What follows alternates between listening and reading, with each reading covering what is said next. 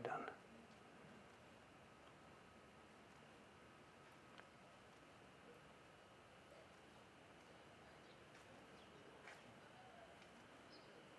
Whoops. There we go. It's a nice morning. It's a blue, blue, blue sky. It looks a bit washed out there, but it's a blue sky. Good morning, good morning. So, hello, the dude in the window. I forget his name, the guy in the window over there. I should look it up one day and go over there and look it up. The dude in the window.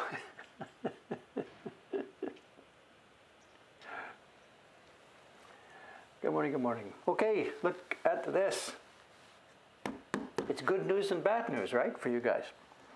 The good news is I got her done. I spent all day yesterday, pretty much all day yesterday, working on this. It's done. The bad news is you didn't get to see it, but there's lots more where this came from. And people were waiting. They wanted to see me carve the beaks and stuff here. Can we zoom in? Let's have a look at some of this. I'm not going to ink it this morning, actually. I'm going to scan it and photograph it first. I'm not going to ink it right now. Part of it's on a, you can tell what's going on here. These are grasses, but this is not grass. This is a crane's beak and the eye. So parts of the crane, you can see there's going to be a crane here. This is the beak, these are the legs, the body will be in this area. And the crane's bodies are going to be embossed.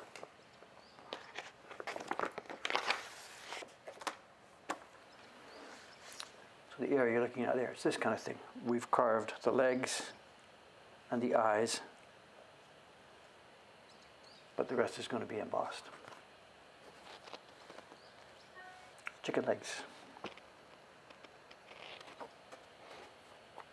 So there should be a frog on it, right? A frog or a fish, but that's not what he drew, and we're not going to play with it. Here's a very poor JPEG copy. This is part of the original. Where am I here? So it's going to be something like this. You can't see it in this poor reproduction, but there will be embossed shapes that create the shape of the bird itself. This very poor original copy, it's misregistered.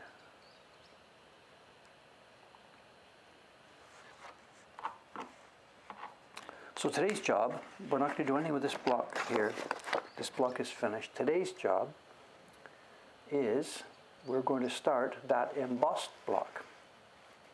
When I prepared all this stuff, I prepared 2 of the tracings. One of the tracings, you've seen me carve it, has the black lines, and I ignored the embossing. I'm now going to take this second copy. I'm going to paste it down on a new block, and this time we will carve the embossing and ignore everything else. And if all goes well, of course the finished print should line up perfectly.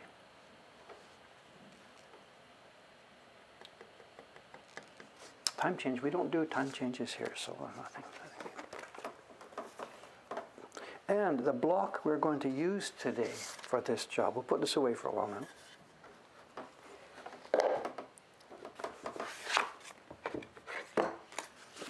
This is the block we're going to use today. And it's a bit not all here. And it's also a bit burned. It's been in a fire. It's still carbon. I should have washed it more carefully. This is an old piece of wood. It was a wood block carved for something many, many years ago. And I mean many years ago, in late Meiji. That was 100 years ago. There was a print carved on this, which means the tree would be like 200 years ago. So we got the blocks, and it wasn't anything worth keeping, so we planed them off, and we're using the inside of the wood. So it looks dark. This is dark, old wood. All I can say is around 100 years ago, it was carved and used. And before that, it would have been prepped. But it doesn't quite width. The width is not quite there for this year's series, but it doesn't matter. For this Karazuri block, we don't need the outside areas. We're just going to use right here, these birds in this area. So that'll be just an area in the middle of the wood here. So I'm going to cut some registration marks, paste this down, and this wood will now come back to life again after being used for a woodblock print, planed down, been in a fire at some point. I don't even know. Which way around should I use it? I think this is the harder area, closer to the heartwood. So I think I'll do it this way. Yeah.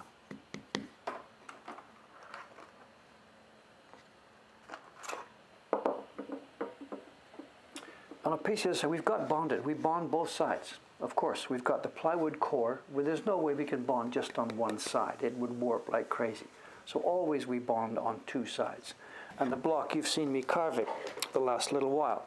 The top face was old wood from Taisho era. We bonded it. And of course, on the back side, we used actually some more modern wood. We've got these all coated. This side is from a supplier called Iso-san. So I'll be using this for one of the color blocks, and the same thing here. I'll carve the embossing here, and I will use this for one of the color blocks. We always have to bond on both sides, of course. If you bond on just one side, it's just going to... Is it more difficult to carve? It's going to be harder to see because the wood is darker and I'm carving black lines, but I think we're okay. We've got perfect contrast here, so I should be okay.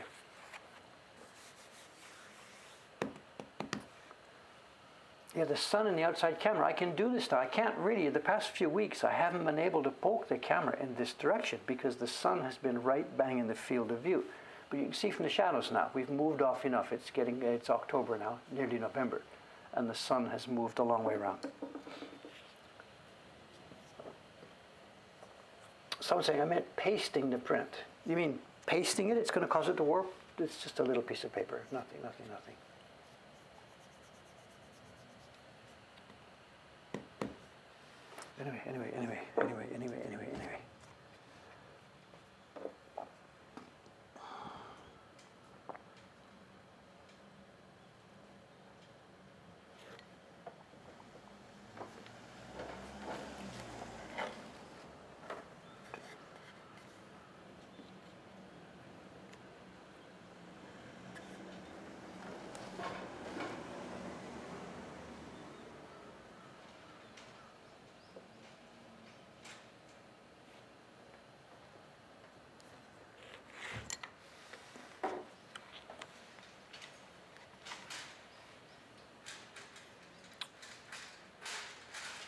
Well, we got ladder action outside.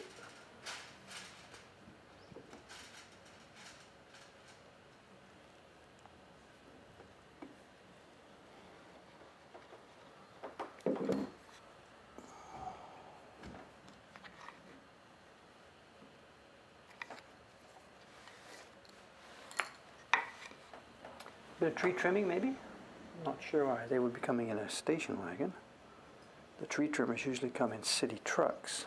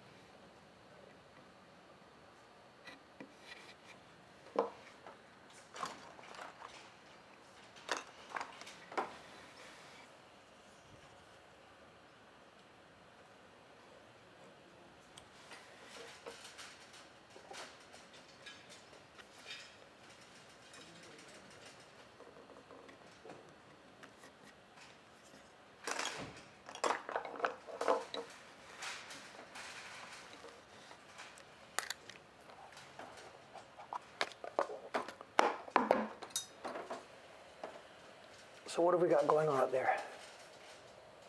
Tree trimming, I guess.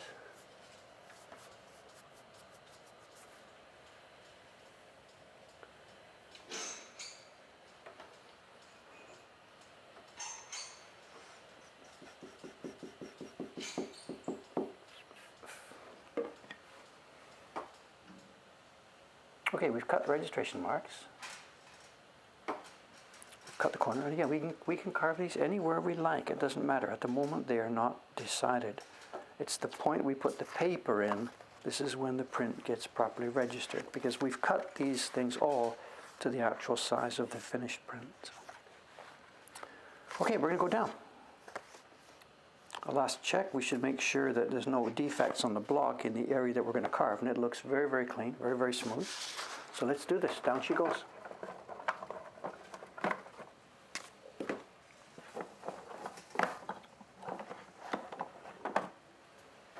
Normal white wood glue.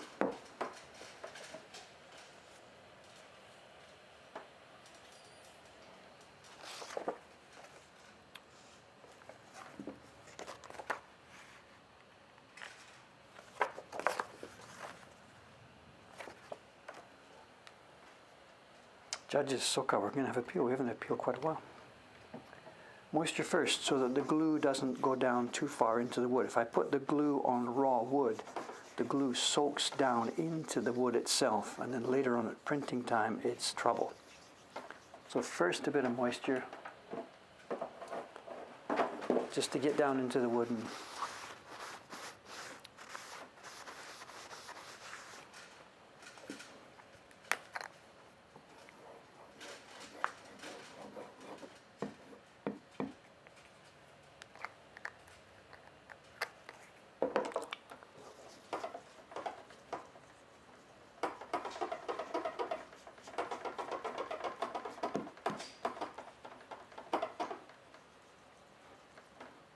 how much glue? Nay, not too much, just enough.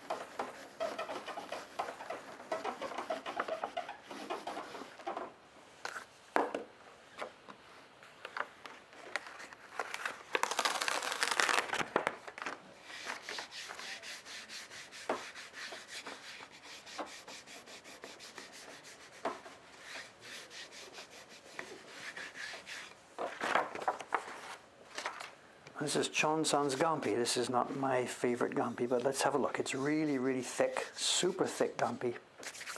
I don't know if it will peel or not. No idea if it will peel. Let's have a look and see.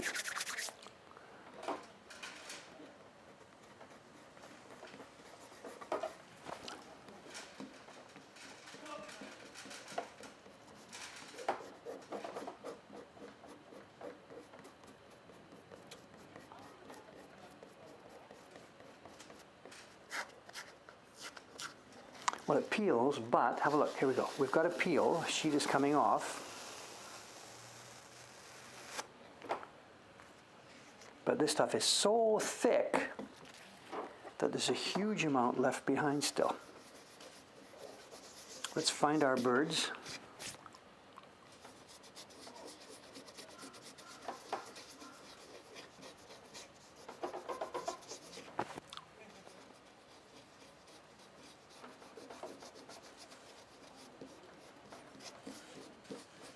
There's one.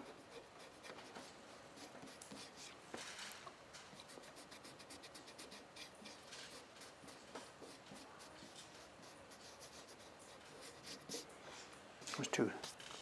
There they are.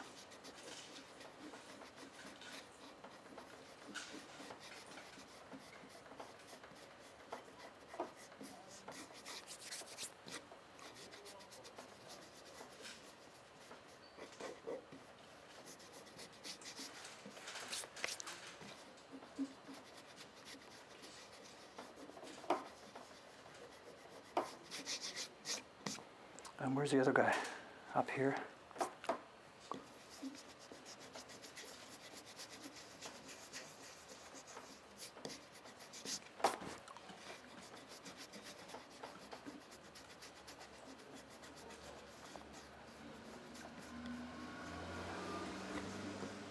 Is that it?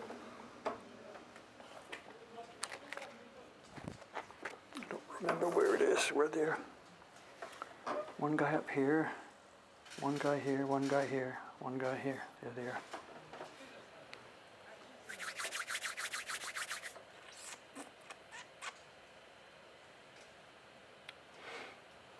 Peel, peel, peel. It's a different kind of peel, isn't it? It shows you how much I really like my own Gumpy. You know, it pulls off and we've got nothing left but the pigment. But whatever.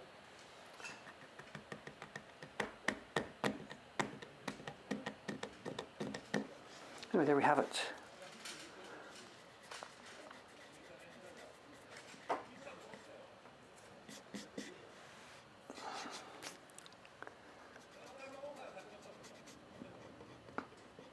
Are they trimming the tree?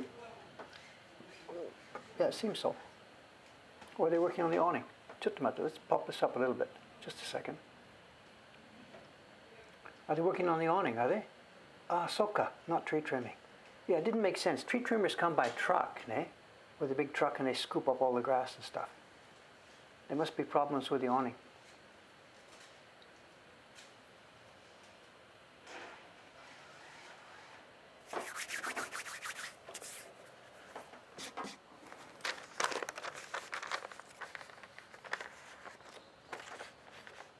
You know, I don't even think this is actual Gumpy, you know. He says it's Gumpy, but I don't see any fibers or anything.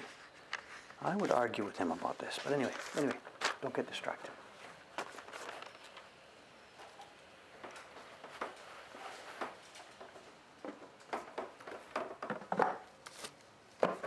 Okay, let's start.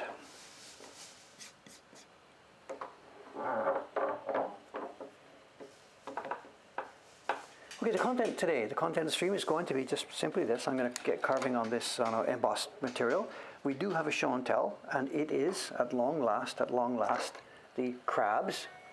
We talked about the crabs. I've got them here. I've got the folder with way too many prints to show. We'll show some prints from this folder, and in here in the middle is the infamous crab print, as seen and noted by Asuka Sensei and Taran-san. Is Taran-san here this morning? I don't know. You know the little crab print, if you are here, Taran-san, that little crab print that we saw that Asuka Sensei asked you to take a picture of, we've got that one here this morning. So,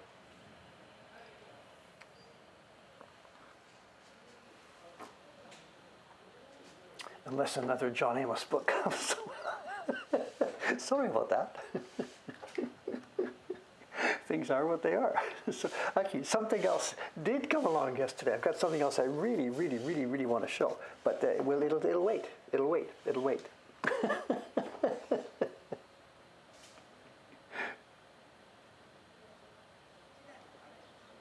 The other thing too about this crab print that we've been waiting for years, you know, it is so small and so detailed that I don't know if we're going to actually be able to see much here on the stream. But whatever, we'll have a look at it. So.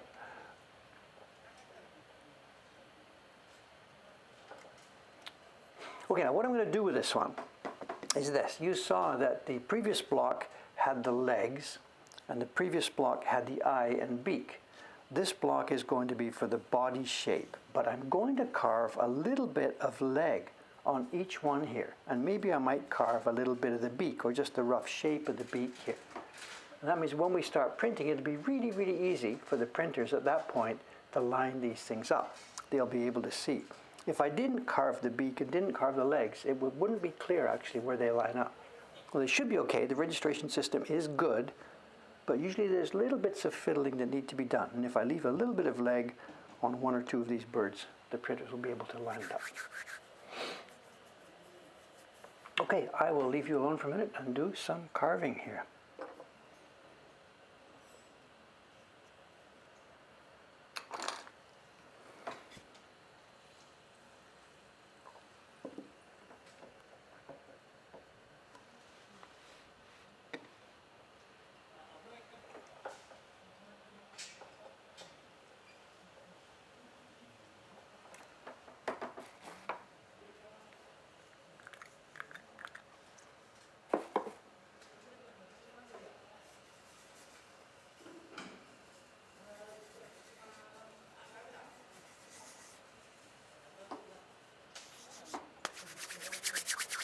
That's a little bit of camellia oil on top of it.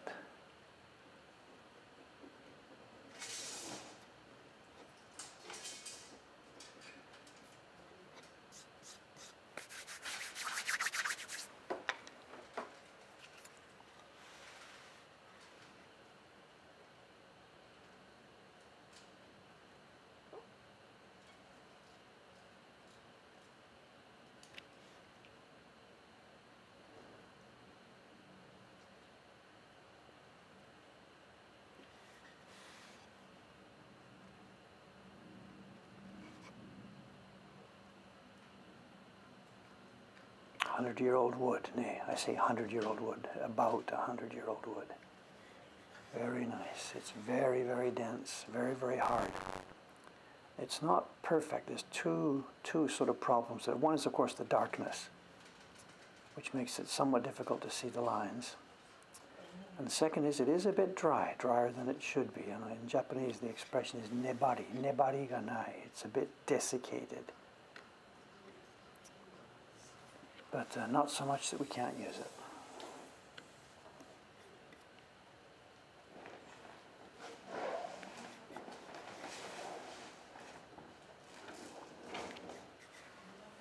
Well, they're replacing the awning. They're taking it off, are they?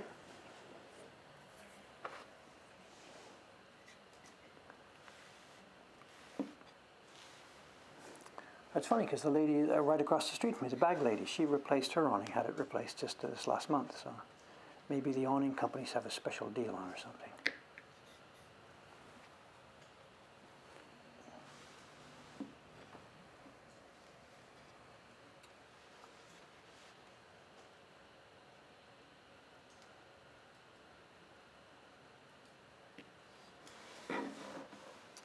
Where am I here?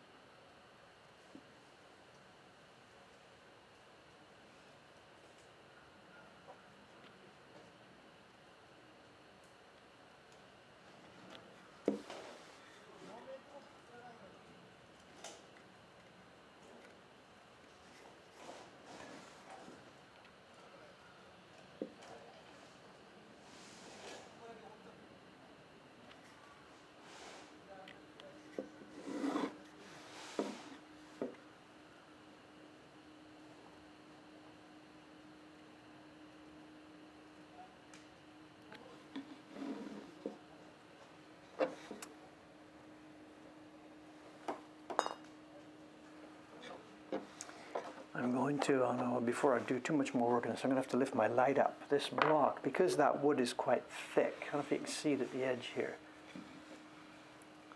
This wood is thicker than our normal wood. Normally we have about 5 millimeters. This is about 7 millimeters.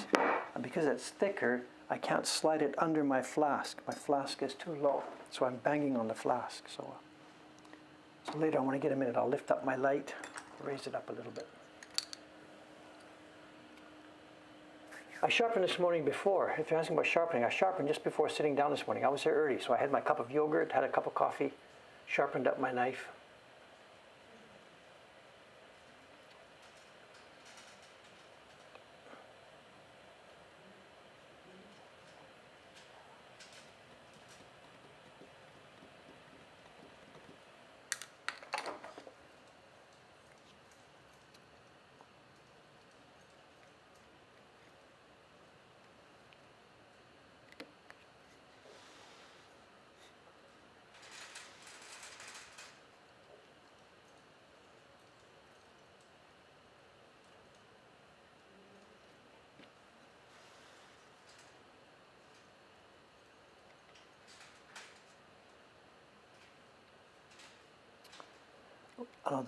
The tracing for this print was prepared by our young carver Chonsan, the young boy from Hong Kong.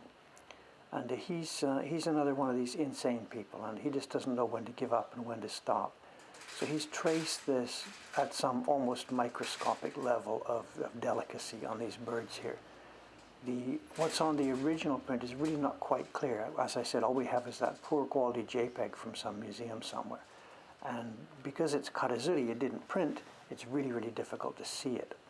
So this part of it pretty much we've made up. We can see the overall shape of the birds and the overall shape of the feathers, but the exact shape of each line was not clear. So he's created these, from scratch.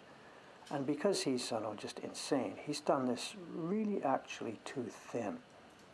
This is karazuri, eh? It's not printing with color. If we were going to put pigment on them, we'd like them to be thin and elegant. But because it's Karazuti, it's just pressing into the paper, they need to be a bit more, have a bit more body. So he's drawn them really much more thin than they should be. But just he's compulsive that way, so whatever. So. But he's also, he's given this to me to carve. So like if I decide to thicken them all up, I'm going to say, no, Chon-san, they really didn't need to be that thin, because this is just Karazuti. He's going to look at me and say,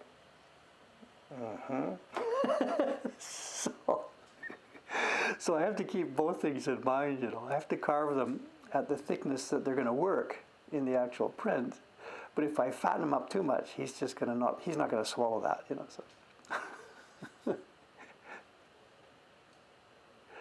It's fun being in this position, We've got these two guys now coming. I'm 68. I'll be 70 next year, so whatever.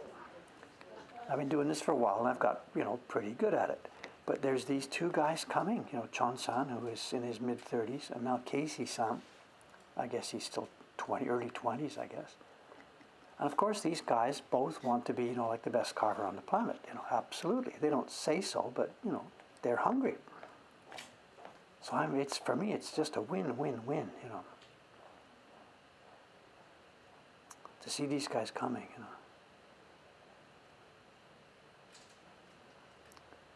I mean, I can't lose. At some point, they're just going to blow me out of the water, and that's fine, But I don't have any excuse because I'll be 99 years old, I don't have any reason to feel bad about it.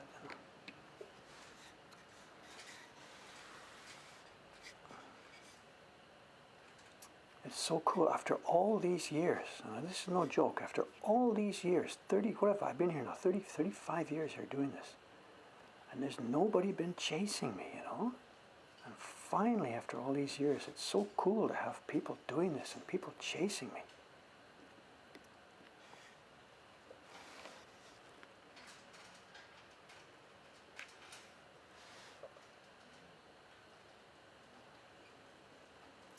We talked about this before, You imagine the years I was here just doing this by myself, and there's the Japanese craftsmen here, but they're whatever. They're just not interested in getting any better or pushing it, So all the years I've been doing this, it's like you're sort of running a marathon or something, but you're running it by yourself. And that's okay, whatever. You just you've got your time and your clock, and you've got your own challenge. You run it by yourself. But the impetus when there's other people in the race with you, we talked about this before. It's like you're running this marathon. You've come 20 kilometers, 30 kilometers, and you're in the lead, and there's nobody in front of you. And I can do this. And you get to that point where you come into the stadium. They've run across the country, and they're going to finish the marathon in the stadium. You come in there, you come through the gate, and the people are all clapping, and here he comes. And you're heading for that line there, and then all of a sudden there's another huge noise. The crowd goes berserk, all this clapping. What's going on? You look back, and somebody else has come in through that tunnel, and he's like just right behind you. That's when it gets to be fun, you're the guy's right there. You can feel. Maybe I'm slightly over dramatizing this, but you get the idea, to have more people doing this, to have more people chasing these goals. This is when it really gets to be fun,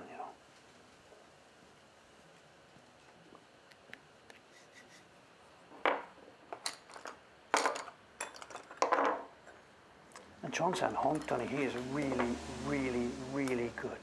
In terms of delicacy of line and taste of line, he's better than I am, absolutely better than I am. I'm still carving on smaller details, but that's only because of this tool I use, this microscope. Without the scope, I could not carve the detail. And in terms of taste of the line, he's blown me away already. He's got the grounding in calligraphy. He's been studying calligraphy since he was a kid, of course.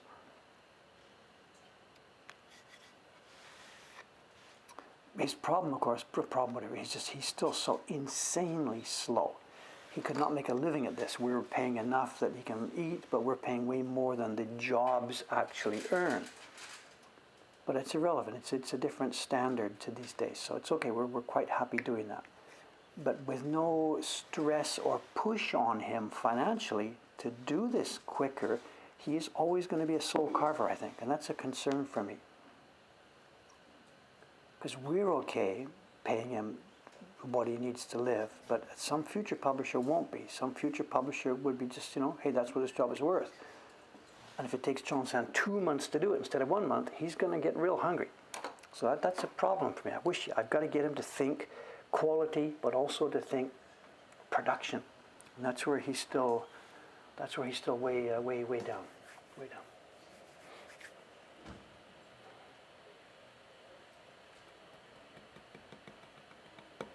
Other tricks they picked up from the upcoming carvers that I overlooked? Not yet. I hope so, but not yet. I haven't had a chance to talk to Taran-san, Casey-san yet at all. They are both of those guys, Chon-san and Casey-san, they're doing something that I didn't.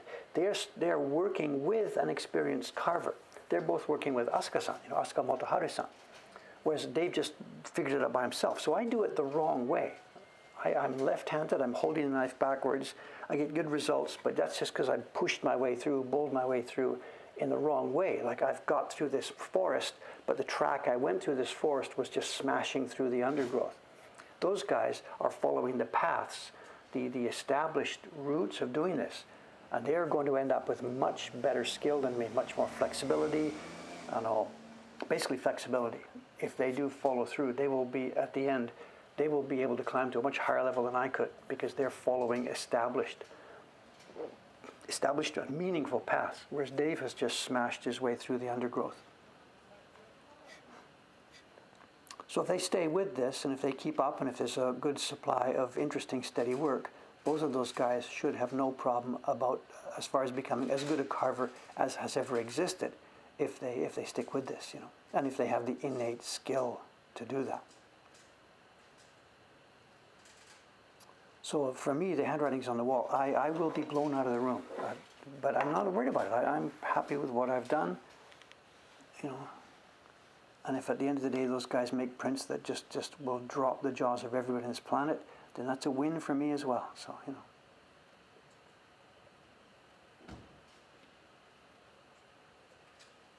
If, but it's still a question of, okay, guys, show me.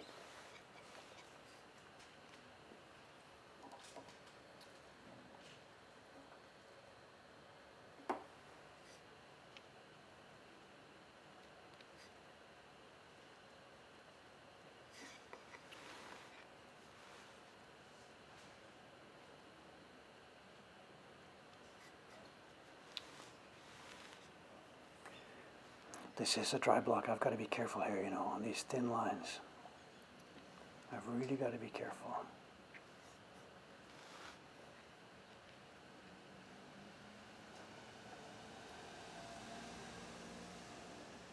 Once the carving is done, I think what I'll do, even though this is a Karazuri block, we're not going to be printing it with pigment, I will do, I think, a bunch of test prints with this, with a very sumi with lots of glue in it, so that soaks down into the wood with the glue and helps strengthen it. We'll have another advantage once we get going, because it's a Karazuri block, there'll be no brushing. It'll just be moist paper placed on top for printing. And it's the brushing that provides the wear and tear on these blocks. So this one should be okay from that point of view.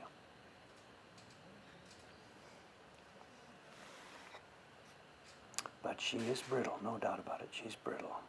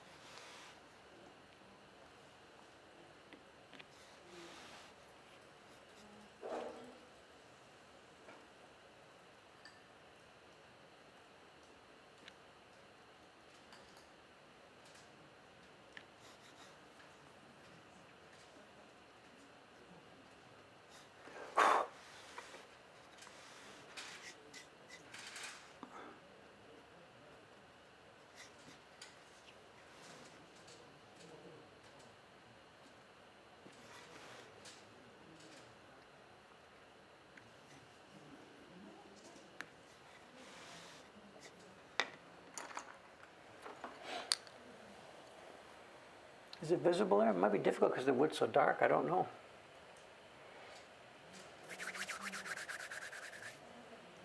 Not so deep. Dave? He's carving too deeply. I don't know.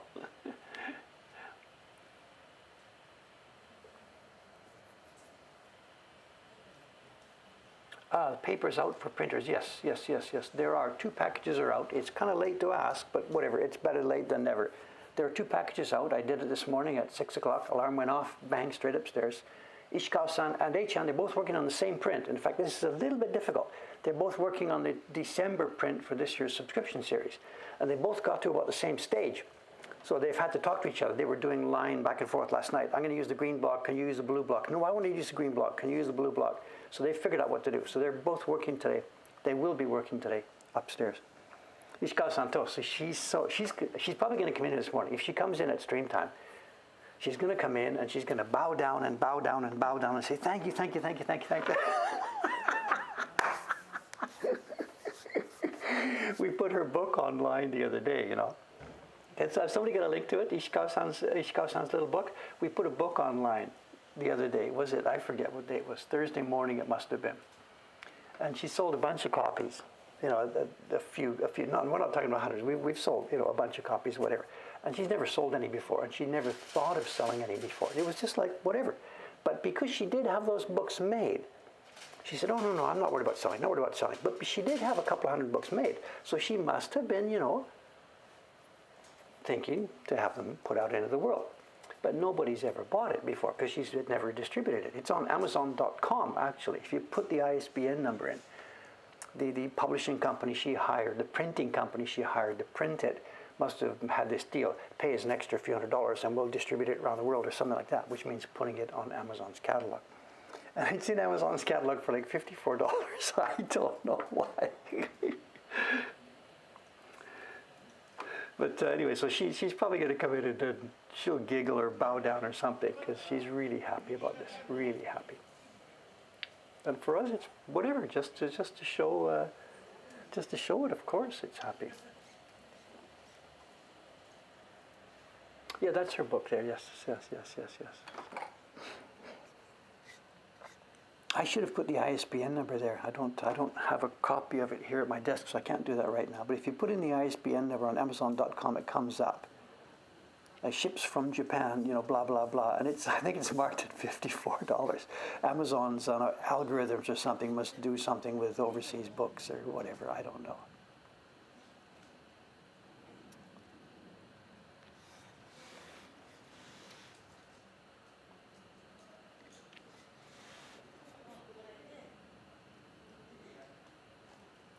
Oh, and also there's something else about it. I already got one request in email yesterday. They said, Dave, they saw the sample picture of Ishikawa-san's book there, but it's all in Japanese. And I'm like, yes, it's a Japanese book. But people are asking now already, can they get the translation of what it says on each page? And I guess that's a reasonable request. So she speaks English, actually. She won't admit it, but she speaks English. So what I'm going to do is when she gets here today, I will go upstairs and ask her to prepare an English rundown of each page. Actually, she'll refuse to do that anyway. So maybe me and Cameron can do it. I don't know, whatever. But yeah, we should do that. We should just prepare a type sheet with all the captions. You know.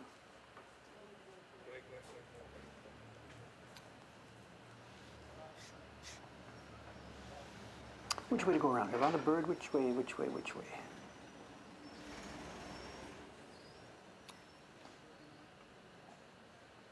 Which way?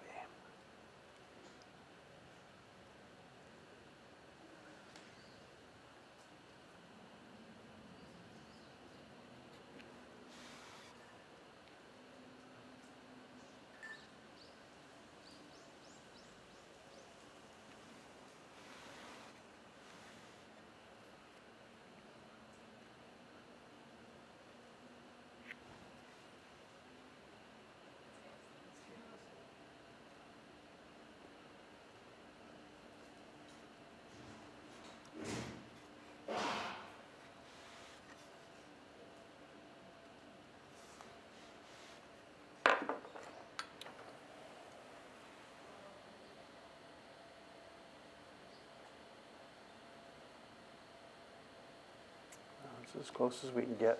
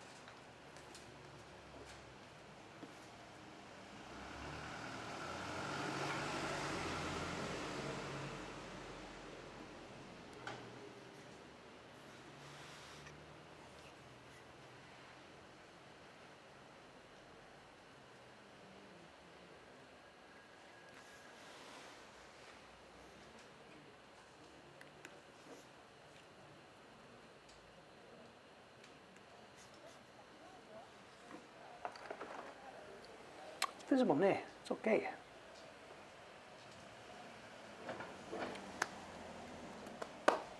Oh, Anna Williams here. Good morning, Williams-san. Hello, hello, hello. Francis Hanga. For those of you who don't know, the person here called Francis Hanga, this is William. It's okay to say so, right? This is William, who is carving prints, mostly for Jed-san. And also, too, if anybody of you haven't seen this, if you go to ukiyo-heroes.com, the woodblock side, Jed-san now, he is working with William, with Steve Wuniecki, with Calvin Carlisle. He's working with 3 or 4 other people who are making woodblock prints, including William here. So have a look at that, ukiyo-heroes.com. There's brand new woodblock prints, some of them carved by... Hello, William.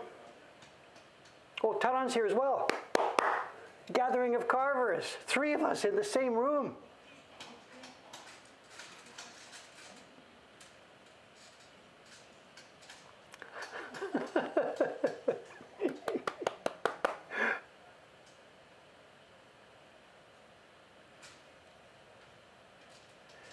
William, can you post a link? Something? Have you got a link to something new, or a link to Jed's website? Whatever has been. What's new? Jed did show me one last night. It wasn't yours. It was Steve Wuniecki. There's a new image of an old tile roof with a cat. Can somebody find it? Here we are. Ukiyo Heroes Collection, Handmade Woodblock Prints. Is the new one there? The one with the tile roof and the cat? Here's Ishikawa-san. She's brought a suitcase. She's moving in. What's happening? Why would she be bringing a suitcase? Suitcase! Suitcase! You're moving in? ここに引っ越すんですか? It's a suitcase full of books. ちょっと待って. Say hello. Say hello. It's a suitcase full of books. hey, we're going to try and sell them, but I don't think I can sell 100 copies this afternoon. Okay. Can you bring one out? Suitcase full of books. It's okay.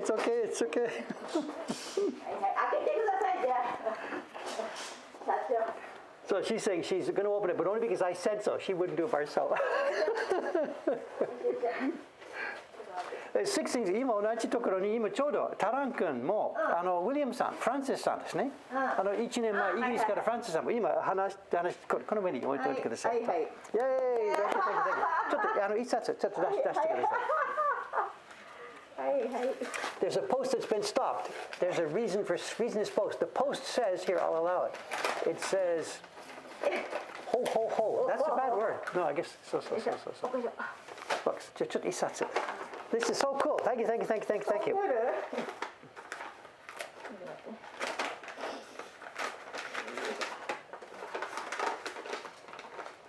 The 6 conversations are going on at the same time here. 今ちょうどウィリアムさんの作品を紹介してますから。Okay. All right, everybody saw this the other day. So, there you go. So. ありがとうございます。 we did this the other day, just a quick run. Here it is. This is Ishikawa-san's book. It's not a handmade woodblock book. She made the handmade woodblock books. I don't have them here. She's got them at home. This is a hardbound, offset book, but it's got the content of her first 4 woodblock books. We read the one about the train. Train? 先日木曜日、それからいろんな人から質問あったんですから、申し訳ないデイビッドさんが本を書いたいんですが、日本語わからない。主人が訳すって言ってます。そう、今ちょっと1ページに、そう。で、問題はちょっとここにページ番号ないでしょ。ないね。だからページごとに、だからでもその順番、右左、1、2、3とか、ページ番号ないでしょ。ないね。だからページ4、ナンバー1、英語説明できないですね。でもとりあえず、主人がブルさん続きのオチわかんないんじゃないですか。そう。で考えて私がやるか石川さんがやるか、それ私直しますとか。ブルさんお時間かかるでしょ。主人が。私 didn't get it. There is an English translation, not a translation book, but a sheet of paper. We'll put a PDF file or something with the English comments so that people can read what it says actually in Japanese here. 簡単にね。そう簡単に。そう。まあでも簡単でしょ。This is not deep intellectual conversation, of course. それをデイビッドが間違ったかな先日石川さんのから耳ゆうちゃんと思ったんですね。ゆうちんでしょ。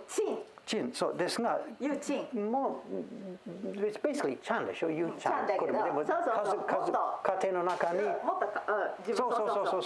In Japanese we have san. I call her Ishikawa-san, of course, impossible. When you're dealing with a young person, sometimes you inflect this a little bit. You say ちゃん. It would be when she was a little, people would call her Yoko-chan. for kids. But within the middle of their house even, something even a bit more friendly, they've changed the chan to chin. You chin, you chin. The feeling is kawaii, super kawaii. So the book is you chin, chin meaning super kawaii little dog. So the book is mostly kana. Somebody's saying, does it have furigana? It's mostly kana. There are a few kanji in there. But anyway, as I said, we are preparing an English sheet that we will be putting with all these books, or we'll make a PDF online or something like that. So anyway, somebody's already posted the link here. It's on our website now for those of you who want this copy of her book. The 4 books, real woodblock books, are now bound into a single offset volume for those of you to see. Nishina-san, can you guess how long did it take you? どれかかったか So, how long did it 1 take? 年1冊 So she's done it the space of 1 book per year. And every image, of course, has to be carved. Every letter has to be carved. Everything has to be carved. All the borders have to be carved. 2014年から So 1 a year. And how many copies did you make of each one?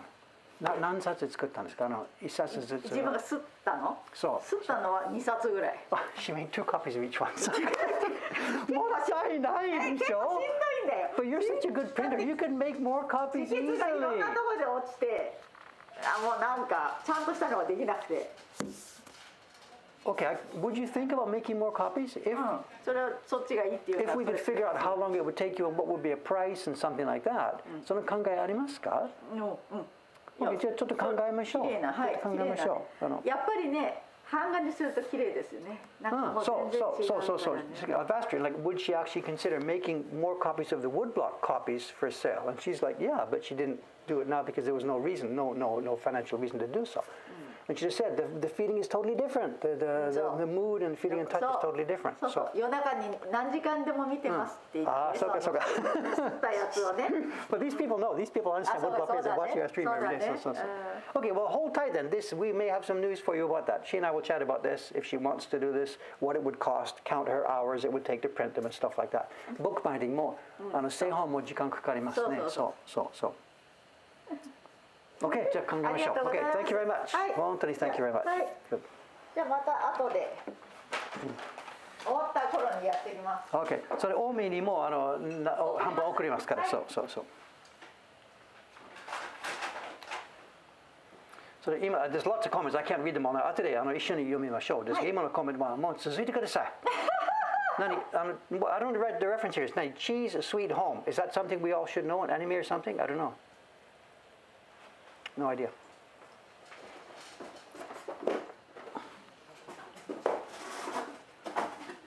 Anyway, you have fans, Ishikawa-san. You have fans. So, good. ありがとうございます。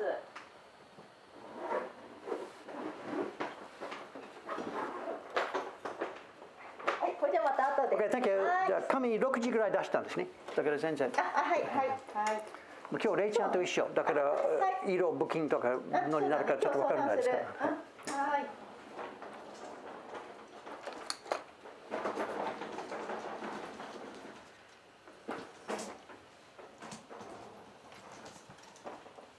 And now she's going to get to work.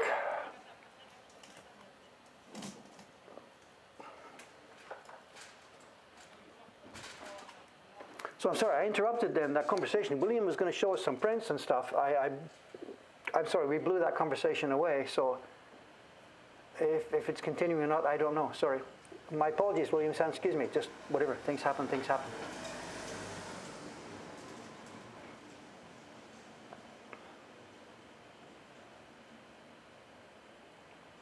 I don't know why it stops that word whole, H-O. Even we're coming up to Christmas time, and it's going to stop the word H-O. Anyway, whatever. Twitch is what it is.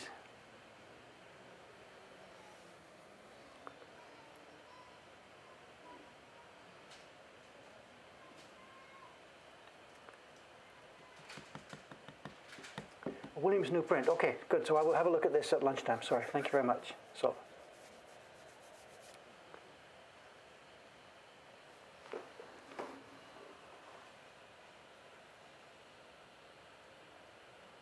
This is crazy, Twitch. I know I approved whole, and then PPP Flyers just said ho ho ho LOL, and it allowed it. And now Korigami has used the same term, and Twitch has stopped it again. Korigami's post is stopped. I'll allow this, but Twitch stopped this. Boom, the Koringami's term, that was stopped by Twitch. Maybe capital H stops it. Maybe with a capital H-O it stops it. I don't know and I don't care, whatever. But now it's okay because I approved it maybe. I don't know. Well, this is stopped. This one is now stopped. Drunken Master has found it. But actually, we should not do this, guys. If you post too many bad words, or what Twitch thinks are bad words, if you post too many of these into this chat, Twitch is going to get the feeling that this is one bad stream. So let's stop doing this, okay? I'll allow this last one, but please let's stop doing this. It can't be beneficial to the algorithm here. So Drunken Master's post was stopped here. So let's leave this conversation and go on to something else.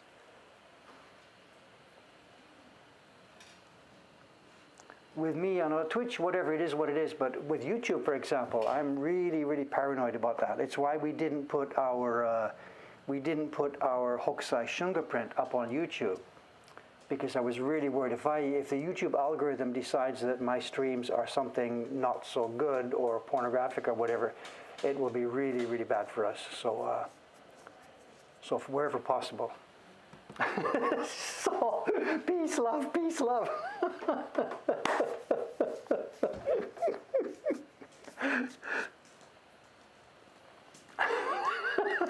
For gardening streams. What does a gardening stream do? I don't know.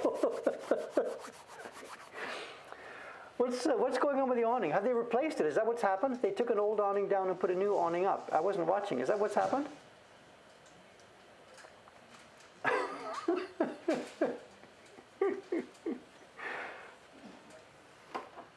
Dave, do some work. Too many distractions. This is my life, Hontoni, this is my life the last bunch of years since we opened this shop and had Mokuhankan. I'm supposed to be doing work, but just whatever. Everything else just gets in the way.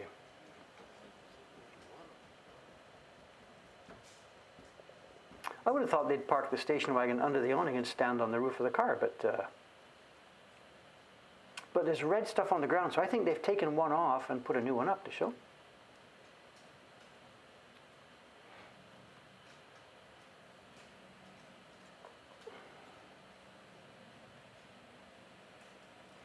Well, it's not a question of moderators. The knuckleheads are the fans.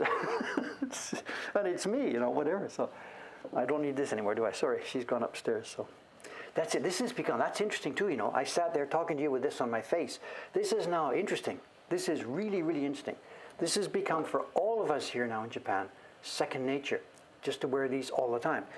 Masks have been here for a long time. Of course, you see people every day walking around with masks. I didn't usually. It wasn't a 24-hour mask culture, of course. Anybody would wear a mask. This is pre-corona days. Anybody would wear a mask if they had a slight cough, they didn't want to spread it around, or if they're a nervous type who doesn't want to catch stuff. Mostly in Japan, the mask culture has been, you don't want to spread it around. That's been the root of what it's been. But now, of course, even that, you saw me, I put it on when she came in the room. I didn't even think about it. And then when she left, I forgot to take it off. It's become built in now. And I've started to see some posts about this, that the idea that even if we get the vaccine next week, next month, next year, whatever, that full-time mask wearing outside will become actually a permanent part of Japanese culture. It's quite possible this will happen, and I would be actually on board with this. Part of this corona thing that we've learned actually, that we never really thought about, we knew intellectually that viruses and pieces fly off our body and get changed around all the time. We know that when people walk down the street, they leave a cloud of stuff behind them. We've known about this. But now with the intensive study of all this stuff and aerosols and this and that, we really, really understand how much we are picking up and throwing out. And in a closed room, oh my God, we're just exchanging DNA, whatever, almost, And there's a growing feeling now that this should become a permanent part of how we behave here in Japan. It's really interesting to see how this is going to go. Even once the vaccine is here, assuming, whatever, even once the immediate, the clear and present danger is gone, these may become a permanent part of this. And if they do, you would look forward to seeing lots of evolution. It's difficult for me to do this with my glasses on because of the steam and stuff so the evolution of how masks could fit faces, And I can easily imagine, right now we need a pair of glasses. We go down the shop to a glasses shop. We sit in the machine, he measures my eyes, and a half an hour later I've got a pair of glasses that fits my face, that fits my eyes, that fits that. I could easily imagine 6 months from now, a year from now, we go down the street and there's a mask shop. And I sit there, I put my face in the machine, boom, it does the measuring with the laser light and stuff like that. And 30 minutes later, I've got a mask that fits all the nooks and crannies and nothing blows out. And you know, if I were going to invest something, if I had a bunch of money to invest on a new venture right now, I can't speak for America, because whether they would do that or not, I don't know. But here in Japan, masks, as in masks and glasses. If I were a glasses shop, I would think about really doing this, trying to build a machine, whatever, because I could easily see that coming here in this culture. Perfectly custom fitted masks, allow you to breathe, the proper filter in place, no fogging on your glasses, clip on, take it off, disposable, whatever.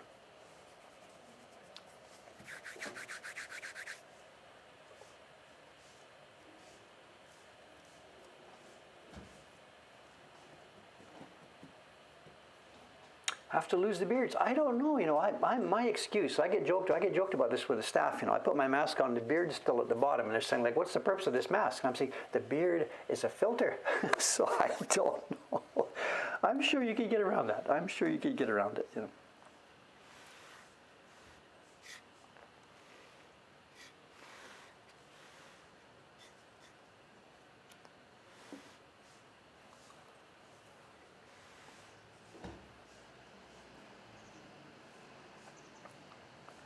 We have to see the statistics that people with beards are 20% less likely to get coronavirus or something like this. I don't know. We need to see this kind of number.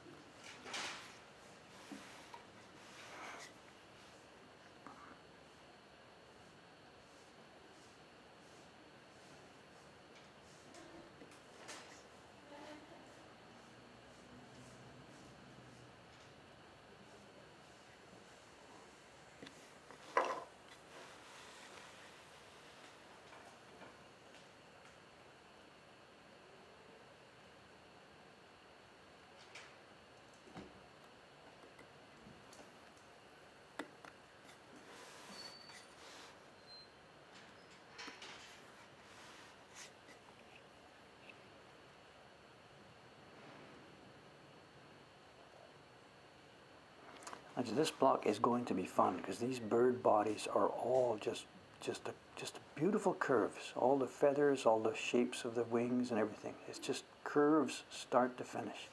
This is going to be so much fun. In fact, the next one here now. This is a carver's dream. Work like this. Just so much pleasure.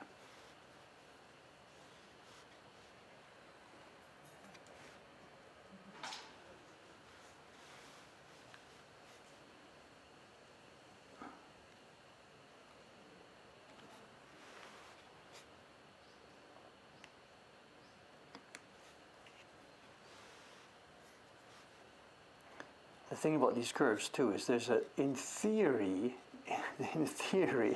you carve a curve in one continuous motion. You don't stop. If you stop partway through a curve and then pick it up again, you will, quote, inevitably, unquote, see a glitch where the curve breaks. But to do that means you've got to have a wrist of, 360-degree total rubber wrist, which I don't have.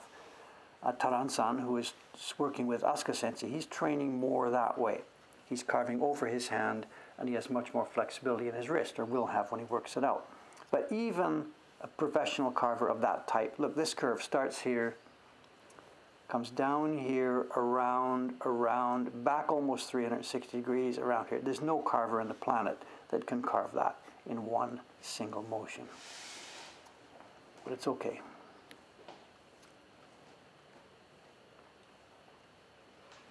Actually, because I carve under my nose rather than over my head, over the years, I've become pretty good at joining these curves, you know. Dave is doing this, you can see bit by bit by bit by bit. But I'll bet you when you see this finished print, there's no way you can detect any. And here I'll run off. I'll come out from the curve, get this out of the way, and we can now enter with the knife here and pick up the curve again, and I'm going to run out again. And I'm doing this so that I don't break the knife. If I try and come around that corner all by itself in one piece, it's really, really, really a high risk of breaking the knife.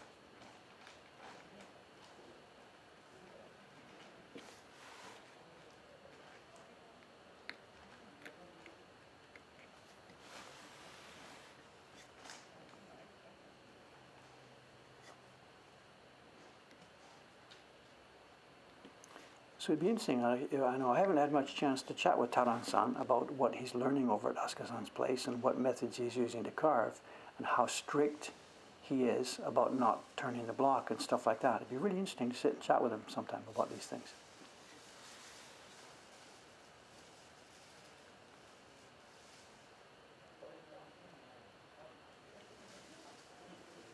And then in the future, there's something that's really, possible now. Dave did his book about making woodblock prints as a beginner's book, but I've never produced a book aimed at a higher level, the true secrets of ukiyo-e carving and printing, blah, blah, blah. Because of the way I do this. I'm a bastardized way of doing this. So that's why I haven't done that professional level book. But now that we've got another English speaker coming along who has access to that kind of level of training, Taran-san working with Asuka Sensei, it really becomes an idea that we should do a book on this. It's a bit too soon for him now. He's still just an apprentice at the beginning, but with a couple more years of experience under his belt at carving the proper way, then I think we should perhaps do a book together. We can publish it and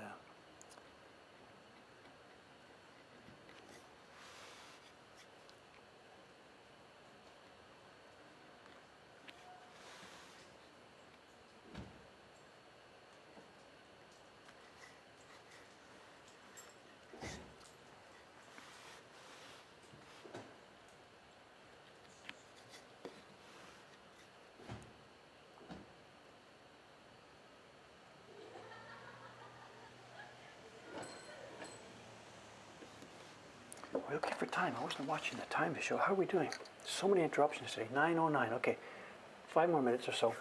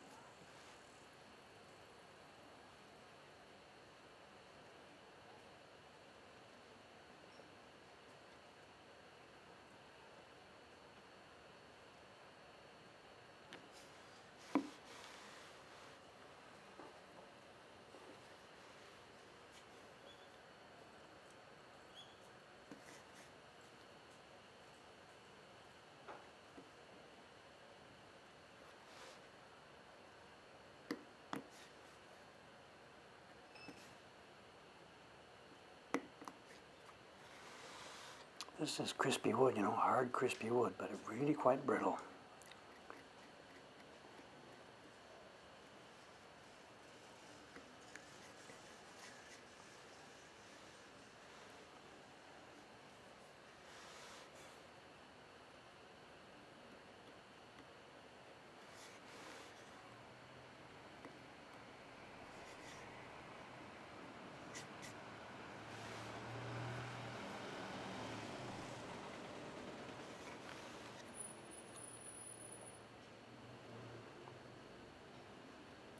When I finished that key block last night, I was chatting with Rei-chan about it, and she said that Chon-san is almost finished the key block for print number 2.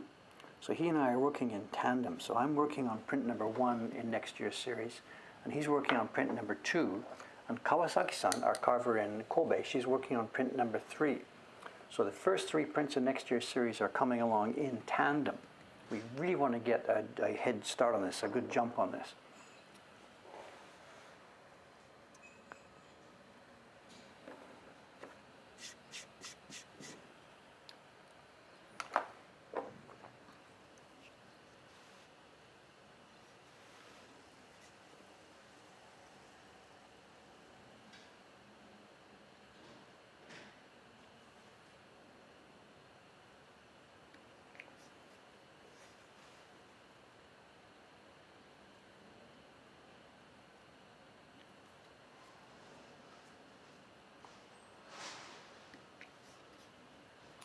And then actually we have a 4th carver actually.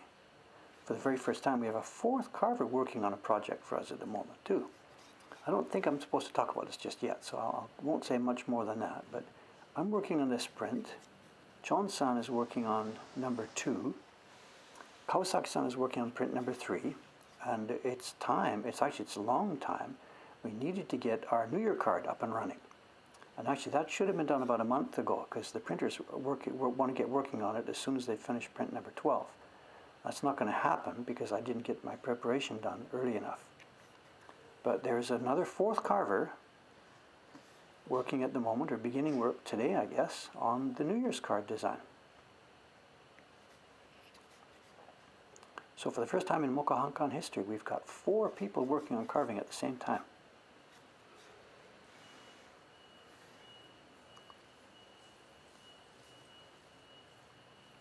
Actually, now that I think about it, that probably hasn't happened. Adachi keeps 2 carvers. They have 2 carvers on staff all the time. Every now and then they get a 3rd person as a trainee. So they've had 2 plus 1 working. That's all through the post-war period. It could be, with 4 people working on Mokuhankan projects right now, this could be a historical first. I don't know. Question, do you know the title of Ishikawa-san's book on Amazon?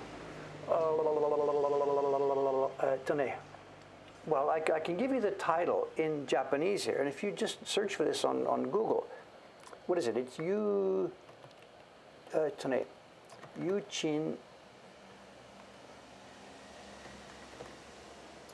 Zoshi. Is that the full title? Yuchin Zoshi. Ehon Yuchin Zoshi. She took it upstairs. I can't see it. Just like, let me have a look. Well, where's our webpage?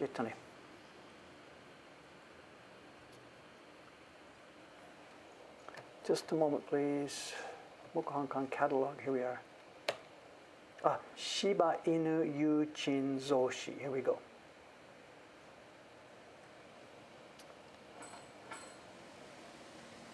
There's the full title in Japanese. So if you search on that, if you just go to Amazon, either Amazon, and search for that, it should pop up, I believe. That's the Amazon.co link.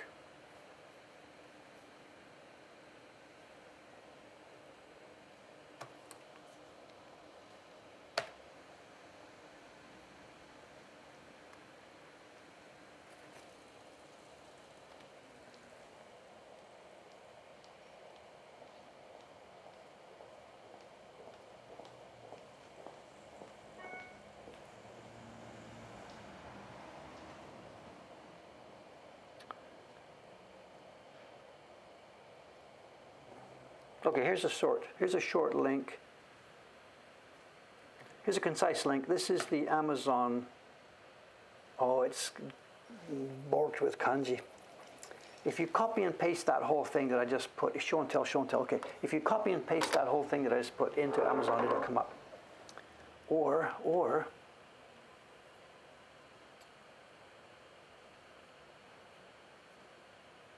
here we are. This is a way to do it.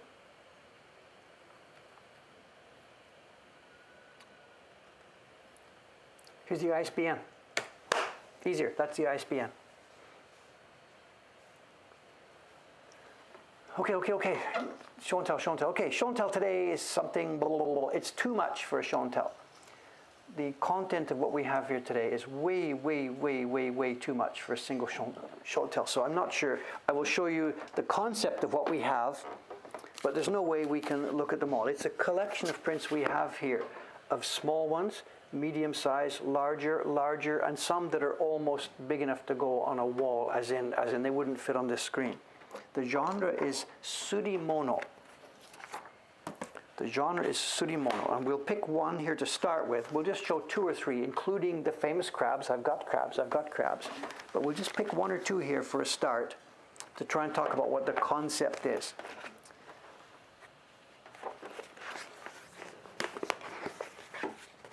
The genre is what was called surimono, printed things. In the 20th century, surimono just became the word used for printing, printed stuff of all types. But back in the Edo type, surimono, printed things, was used for a category of woodblock prints. Yeah, I bumped the camera. Sorry about that. Sorry. This one is Hokusai. It's Hokusai when he was still called Sori. This is an original print. This would be about 1820? No, I got to do a bit more research. No, it's earlier than that. 17. I don't know. It's Hokusai when he was still called Sori. It's a woodblock print, and the point is this. Most woodblock prints in the old days were designed, they were made by publishers and put into shops, and they tried to sell as many as they possibly could. That was the idea, to try and make a bunch of stuff and try and make money. So most woodblock prints were commercial and were massively produced and published. There was a genre, which is what this is, a genre of non-commercial prints. A poetry group or a tea ceremony group or whatever, a group of kabuki aficionados or whatever, would decide to, among themselves, have woodblock prints made. This would be a poetry group. This is Kyoka poetry. And the poetry group would have said, here, the theme this year is Kai Awase, something like this. Everybody hand in some poems on this topic, and the group would choose 2 or 3 of the poems. They would then have a designer and woodblock workshop hired to make the thing, 20 copies, 30 copies, enough for everybody in the group. And sometimes maybe enough for maybe 60 copies, 1 for each of us, and 1 to exchange with another group across town, which we drink tea with every now and then. And this is the kind of print we're talking about. And these men were well-off merchants. The prints weren't designed to be sold. There was no commercial considerations. So over the course of decades, the thing escalated. Print group A, poetry group A, gave some prints to poetry group B, and they said, holy crap, that's way better than we had. We've got to make something more special for them next year. And they upped. So over a period of decades, 20, 30, 40 years, the quality level of these surimono prints grew staggeringly fantastic. You're not going to be able to see it here, but for example, this group here, this pattern on her kimono, was printed with bronze powder. And when it was first printed, it would have been gold-colored, shiny. These koto bridges, too, they were also done in powder. So this would have been an absolute gorgeous, shiny, gaudy. It would have been a gaudy, spectacular thing, done on thick, rich paper, lots of rich embossing. This is in pretty beat-up condition now because this is well over 200 years old. I've got 2 Hokusai. I picked them up on an auction a while back, and because the first one was in really bad condition, I got them quite cheaply. These were about $500 each. So you're looking at about a $1,000 investment here. But these are young Hokusai. This is Hokusai when he is still called Sori. The name is here, Sori, before he called himself Hokusai. And this one had an accident with a bottle of soy sauce. I don't know why. You can see the deal. These were exchanged at parties. there would be a party. 20 guys here, 20 guys here. Here's our print from this year. It's nothing, but please take this little piece of nothing, scrap paper, and what's the best we could do. The other guys would open it, and wow, holy crap, look at this beautiful thing. And then they'd put the print down, and more drinking and toast and having some sashimi with soy sauce. And oops, this one got a blast of soy sauce. I don't care. 200 years ago, who cares? I would not sell a print marked with soy sauce. That was coffee. This is 1790 or something. There's no coffee back in 1790 in Japan, I don't think. This is really, really, really young Hokusai. This is maybe even just after he left his apprenticeship at the Katsukawa Shunsho shop. This is really, really young Hokusai. It could be tea, I don't know. I said soy sauce. To me, it looks like a tea. I think wouldn't leave that much of a purplish color, but whatever. Anyway, super delicate drawing, super delicate carving. So this is the genre, surimono. This is the genre. And they were, as I said, maybe a poetry group would exchange ones like this. What would also be common is maybe something like when a kabuki actor, when he decided to change his name, or his son joined the thing and he took the name of his father's name and stuff like this. The announcements would be made with these surimono. They would carve and print something like this. The announcement to announce to all of our fans, as of such and such a date, I will take the name such and such, blah, blah, blah, blah, blah, blah, signed and sealed. And there would be a picture, and this would go out to all the fans as an announcement. There's no Twitter or Facebook to announce these things. You have to physically, put the stuff in. The rickshaw going by was just one of the normal Asakusa things all day long. They don't much run early in the morning because all the shops are closed. But during the afternoon and evening, those rickshaws run day and night, whatever. They run all day, all day, all day. And these days, they are exclusively for Japanese fans. Okay. Anyway, so let's grab a couple more examples. These are the original ones I've got. If we skip ahead for a minute, we skip ahead to Meiji time. And here's Meiji time. This thing exploded. It absolutely exploded. And we get stuff like this. This is a group, I can't, it says Meiji, but it's so delicately carved. Meiji 26, maybe? I'm sorry, I can't even see it. Meiji 26. And here you can see, they've got a poetry group, and they've chosen 1, 2, 3, 4, 5, 6, 7, 8, 9, 10, 11, and highlighted 3 of them, these 3. And the group puts out, and this would be, again, for exchange within the group. Everybody gets one to go home with, and they would maybe exchange some with another group. And there was no commercial considerations. And this is thick, fluffy washi, and this is printed actually with no sizing. This is quite a mystery too, how they actually did this. We don't know. Very much worthy of explanation and explicable. So, I think it's Meiji 26. I'm not quite sure because that's very, very, flowery writing. We go on with some bad ones, some beaten up. Okay, here's the crab. Here's the crab. This is not so old. There's a funny story, This is going to make you laugh or make you cry. I don't know. I bought this. Oops, I dropped that. I dropped it where I can't reach. Oh, I bought this in one of the shops downtown, Yamada Shoten. I bought this maybe 10, 15 years ago. They've priced it at 1,000 yen, and they've put Koresada as a reading of the artist's name. And here it is, Surimono. They've used the wrong kanji for suri. Anyway, can't be helped. It's Showa 14, 1939. For the print dealer, this was junk, just a little piece of scrap and whatever, throw it away. So I paid 1,000 yen for this, which was about 10 bucks. It's a treasure. It's an absolute treasure. Another way to read this is not Koresada, it's Zeshin. This is Shibata Zeshin design, although this is after he is dead. Somebody has swiped his design. Now, I cannot read all of this for 2 reasons. It's because it's very, very complex Japanese. It's flowery Japanese. We did look it up a little bit, and it seems to be a name change announcement. One of the kabuki actors of the day is changing his name to something else, and this is the announcement that went out to his fans. And when Taran-san was here last week, and Asuka Sensei was here last week, that's about as close as we can get. There's my finger. I don't have a dime to put on here. There's my finger. Look at this. And this is carved on cherry wood, just like you saw me do a few minutes ago. And how is it related to crabs? There's a poem involved in here, and I cannot read it and translate it for you. I have no idea why this guy would have chosen this particular image. He's changing his name to something else. Why use this image? I can't give you any help on that at the poem. But this needs a lot of research still to be dug into. Why crabs? I don't know. It may even have been just simply random. Give me a picture of something for decoration. It may be, rather than crabs, it may be a seashore. Change in tide. In fact, if I was guessing, that'd be it. You got a new name. There's a new wave, a new tide. The tide has gone out, a new fresh tide has come in, and this is going to be my new name from now on, blah, blah, blah. I don't know. I don't know. I don't know. There's a gradation on this thing. Somebody says, Tom, whatever, there's a gradation here. But for me, mostly, it's the calligraphy. And this is what stunned Asuka-san and Tanan-kun the other day when they were here. This is beyond belief. Beyond belief. And this was carved on a piece of cherry wood.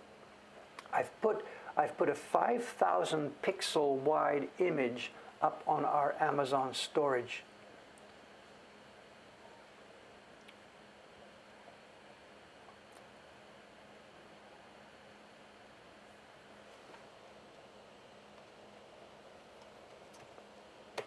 There's a link to a 5,000 pixel wide image of this if you want to look at it and blow it up and blow it up and blow it up and blow it up. Is there writing in the wave near the lower crab? It's the designer. This is Zeshin with Zeshin's seal. But Zeshin is long dead by now. Long dead.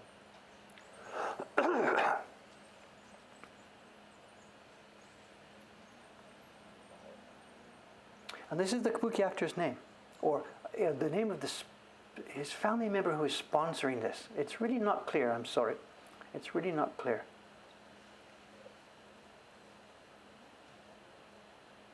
There's our date, Showa 14, Showa Juyon Nen, Showa 14. And there's another image.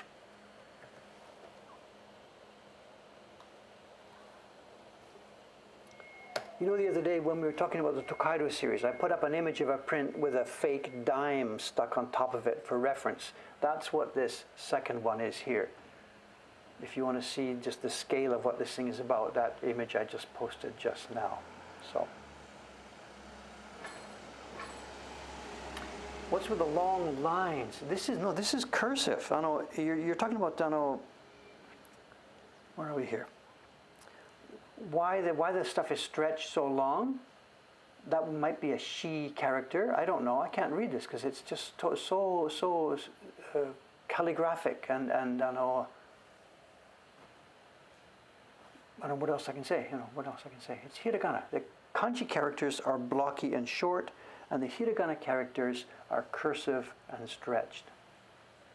And I could pick out only a character here and there, here and there. I'm not going to make a fool of myself by trying to pretend to read any of this. It's just not possible.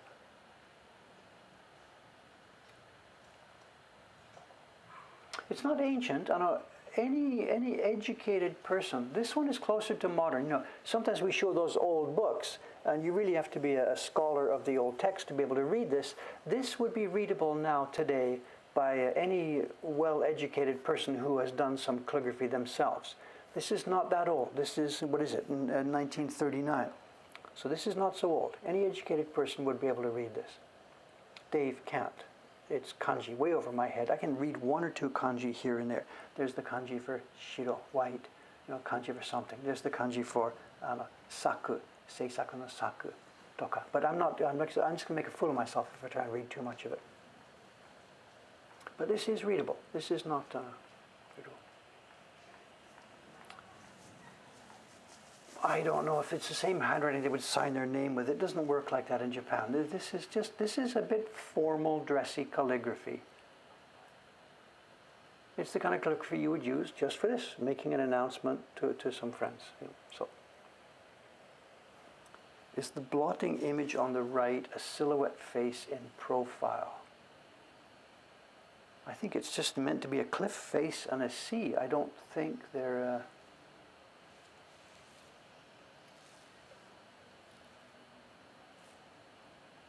Can we get closer? Shall we try?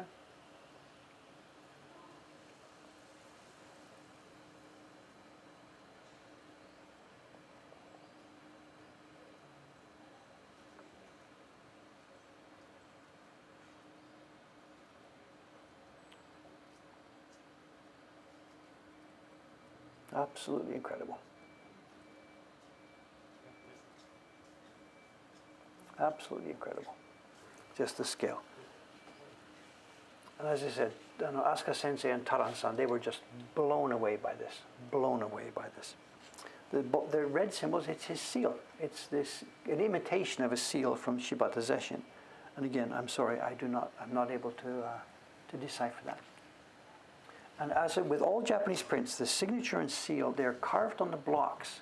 These are not impressed on top of the thing with a separate seal. This was carved and printed. There's the finger to show. That's my fingernail. So, okay, anyway, as I said, I've put the links in there. I've put the links to a huge image of this. And this will be actually in our collection probably in a couple of weeks from now. We did a bunch yesterday. Yamada-kun was here, and we shot 120 new prints for the collection. And I started Photoshop work on them last night, and they will be up on the collection over the next couple of weeks. And we're shooting some of the small match label prints. In fact, in the next show and tell, we have a fabulously interesting series of match label prints. It's the Kanto Air Defense. The Kanto Air Defense training sessions. This was the Kanto, Japan area. They were getting air defenses ready before the war, building searchlights and all that kind of stuff to stop the bombers and whatever. And we'll be talking about those prints in the next show and tell. Ohayou gozaimasu. Domo. Ome kara. Arigatou gozaimasu. Domo. Ome kara. That's Great Waves from Ome going to the US on Monday's FedEx package. Stand by, anybody who's waiting for a Great Wave from the US. They will be leaving here Monday morning. Yeah, the whites are carving gaps. It's the paper showing through. Okay, guys, I have got to get out of here. We've had a little bit of carving today. Miscellaneous chat. A nice little show and tell. What a glorious object, If there's a fire here and Dave has to run outside and he can only grab one thing, maybe this might be what I would grab. I don't know. We'll see. I would probably just freeze in indecision and die in the fire because I couldn't decide what to run with. I don't know. Okay, I am out of here. It's Saturday morning. The next one will be Monday morning now, 2 days from now, minus 90 minutes. And I will be carving that same Karazuri block. Plus, we will be showing some match label prints. 1933 air defense preparation. Figure that one out. They started war with China in 1937. They started war with America in 1941. But this is 1933. The people of Tokyo are practicing air defense.